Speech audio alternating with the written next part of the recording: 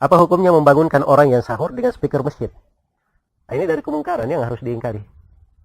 Ya, membangunkan orang dengan speaker masjid, tapi mengeraskan suara dengan mikrofon membangunkan orang sahur, ini dari kemungkaran yang harus diingatkan. Bahwa Nabi yuqidhu ahlahu, membangunkan keluarganya, karena dulu nggak ada speaker, maka Nabi langsung door to door. Mau coba ala Nabi begitu, silakan ya. Kita pakai yang praktis saja ya. Udah gini aja, Bang.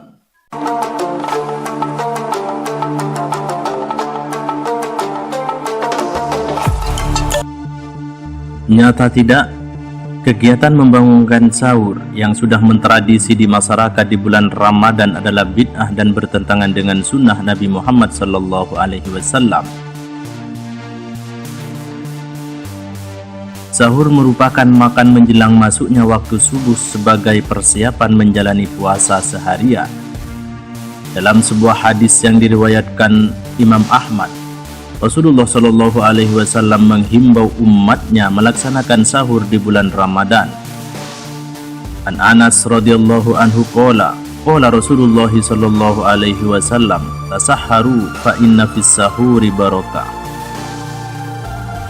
Dari Anas bin Malik radhiyallahu anhu, beliau berkata, Rasulullah SAW telah bersabda, bersahurlah kalian karena dalam sahur ada keberkahan.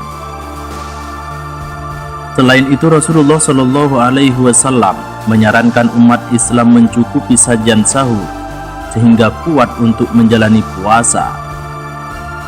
Sahur itu makanan yang berkah, janganlah kalian meninggalkannya walaupun hanya meneguk setengah gelas air. Tradisi membangunkan sahur di Indonesia memang sudah menjadi budaya yang melekat dalam kehidupan masyarakat yang mayoritas beragama Islam. Tidak ada catatan pasti mengenai sejarah tradisi membangunkan sahur di Indonesia secara spesifik. Tetapi sebenarnya di Indonesia, tradisi membangunkan sahur telah ada sejak zaman kolonial Belanda.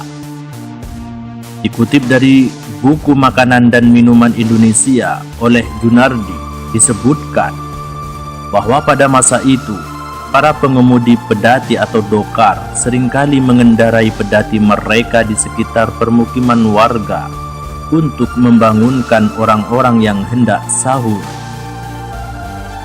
Pengemudi pedati ini biasanya membawa semacam alat pemukul atau genta untuk membangunkan orang-orang yang sedang tidur.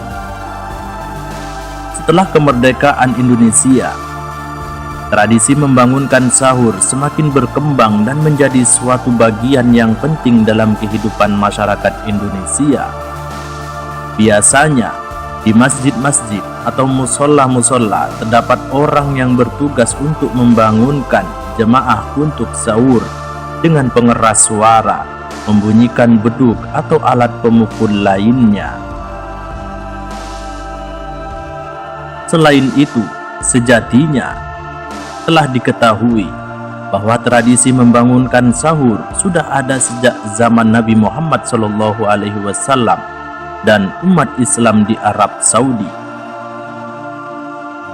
Nabi Muhammad SAW sendiri disebutkan dalam beberapa hadis bahwa beliau seringkali membangunkan sahabat-sahabatnya untuk makan sahur.